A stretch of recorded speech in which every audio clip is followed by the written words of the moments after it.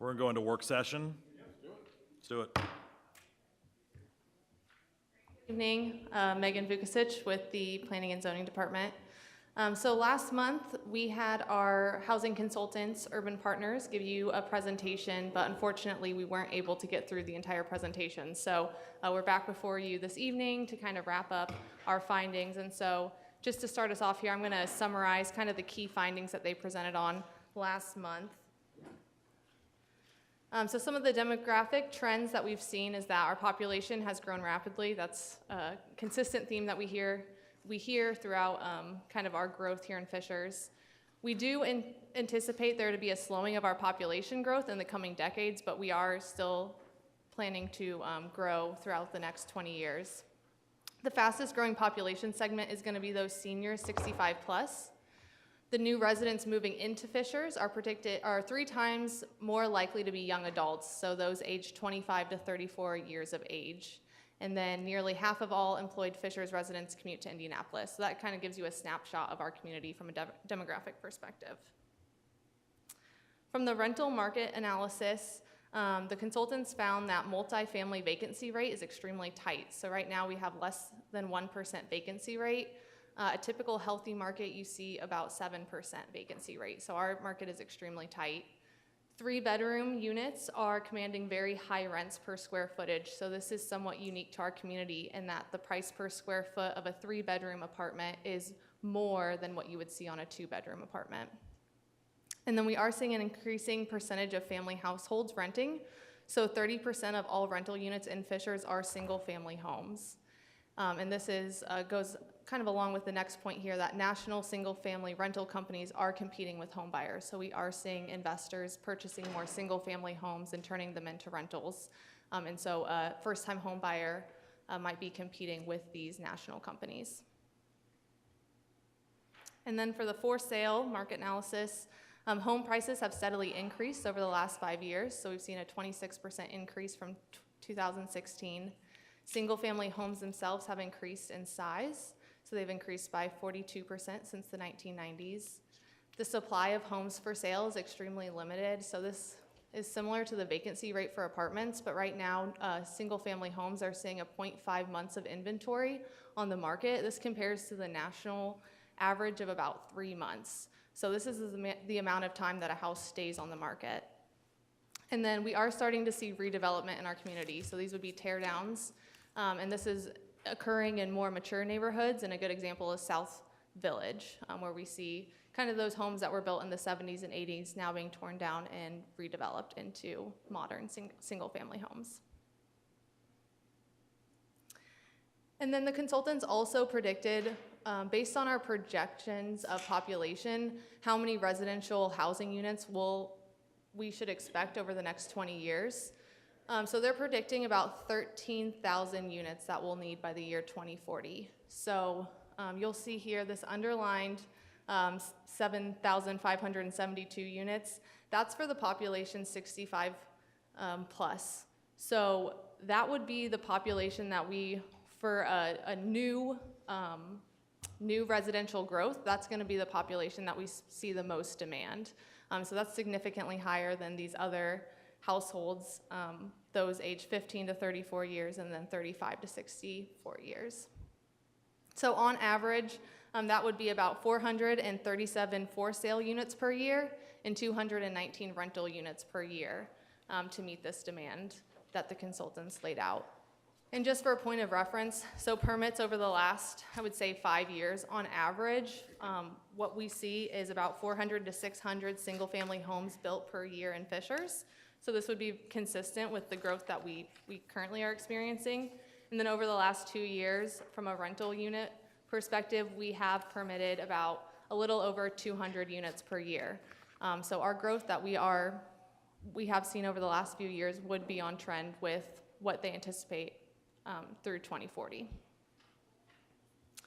So based on all of the data that was put together and the task force that was formed, the overall goal for our housing strategy is to ensure that there's high quality housing options for Fishers residents in all life stages. So that's really the overall goal that we're trying to achieve.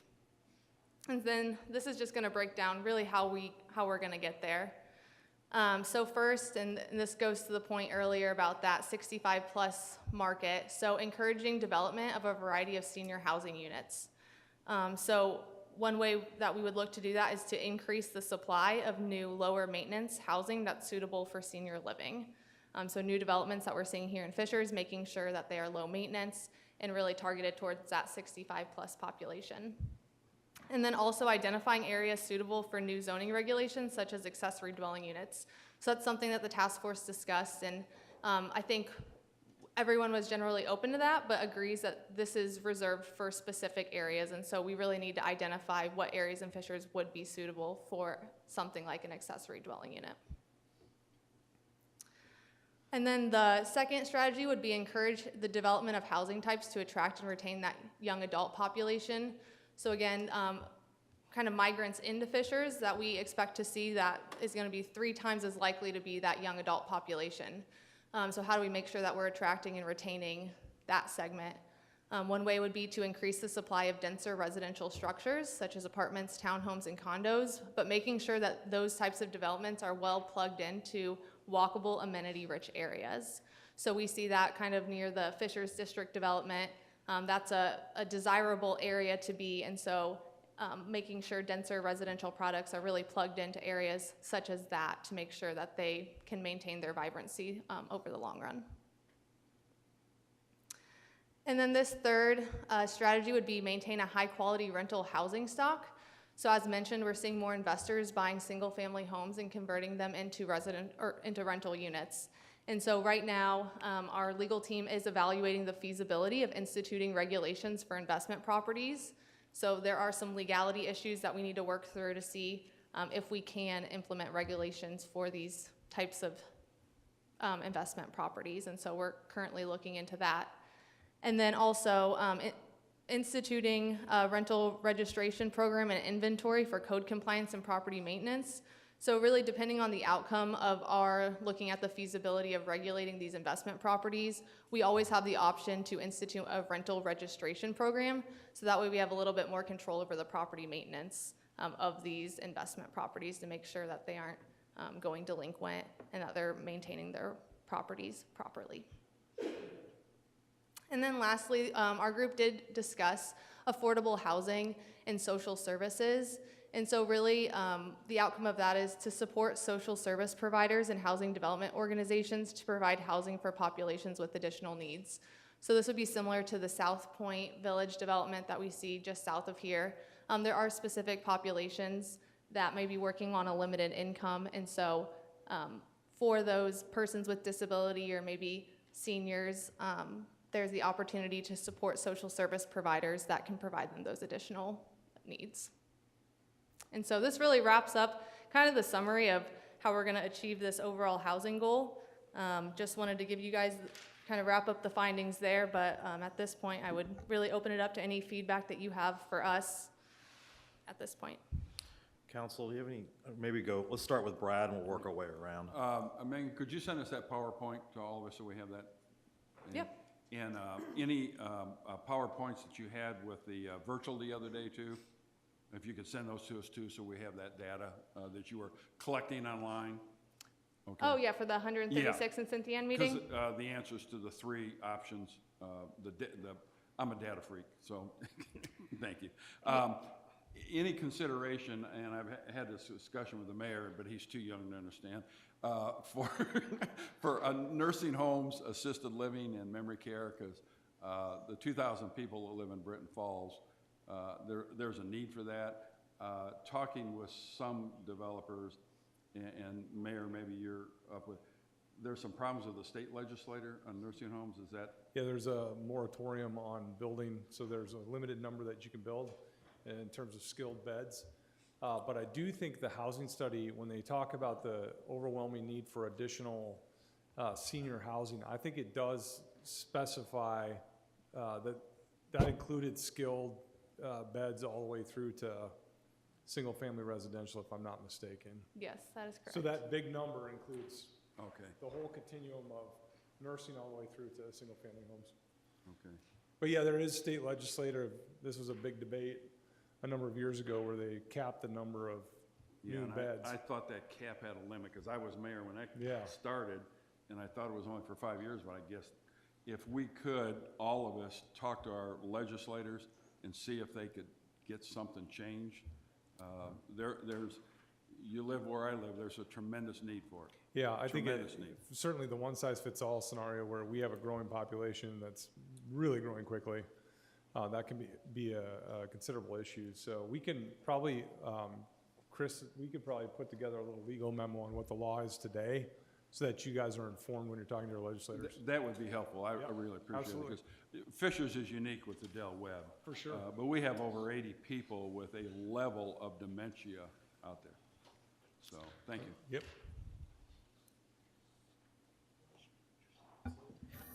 I appreciate all the work that the Housing Committee did on this and your team, Megan. I was just curious of like how these statistics and the demographics compare to other cities like us in Hamilton County, like Carmel, Noblesville. I'm just curious because I'd like to kind of see where they are in comparison, so we could really evaluate it as a county. It just would be helpful to see kind of other cities' demographics, to kind of see, are we kind of in trend? Is it just particular to Fishers? You know, so I don't know if that's something that could be continued to be explored further. Yeah, we can explore that further. Within the housing study itself, I was trying to give you guys a high view of all of the data. So there is some specific data on how we compare to Hamilton County, and then also some peer communities that we've identified. And so I can certainly send over that information. I think it'd be very informative for you guys to see the comparison to peer communities around I think it's mainly around the Midwest, isn't it? Midwest, we do get into the East Coast a bit, but we tried to identify peer communities that were suburban communities that are either what we are striving to be or is a benchmark community for us. So I think that relative comparison is, I think, fairly informative. Mm-hmm. And then one other thing, since the development of South Point Village, I have had numerous emails and calls of residents who have, you know, young adults who are aging out of high school, looking for a housing community that would help to support some of these young adults with disabilities and their needs. So it's something the Fishers Advisory Committee on Disability is, you know, exploring to see if there's potential to have another South Point partnership, something like that, within other parts of the city. So Thanks.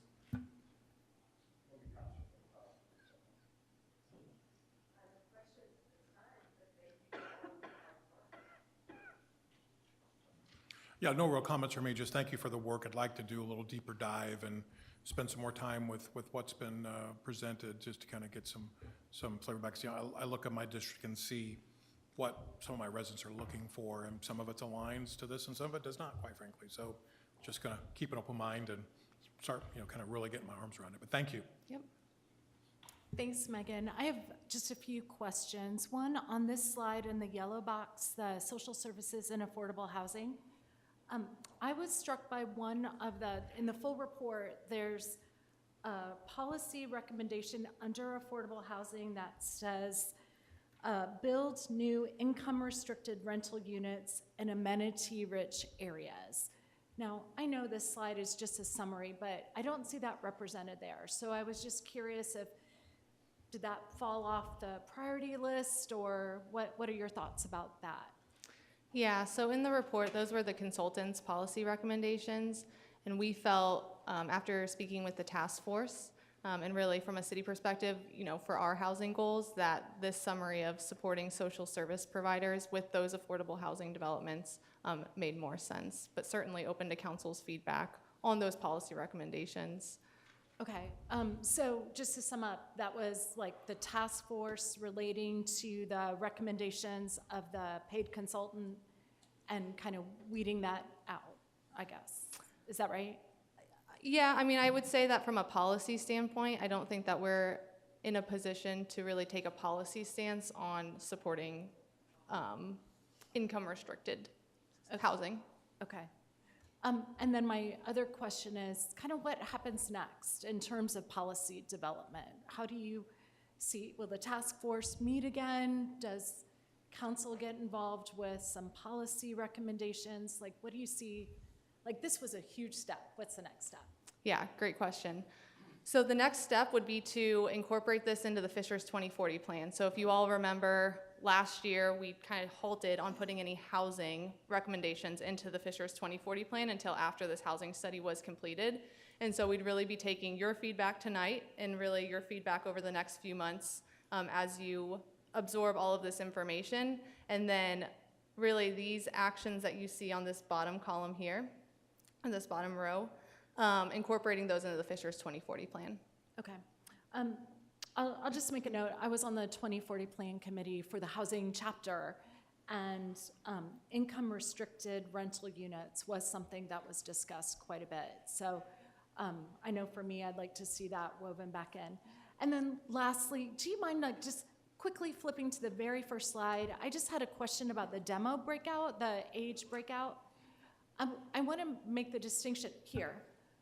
What is the difference between point number 3 and point number 4? Point number 3 is population growth, but 4, can you break that down a little bit? I wasn't sure of the difference. Yeah, so number 3 would be existing residents as well.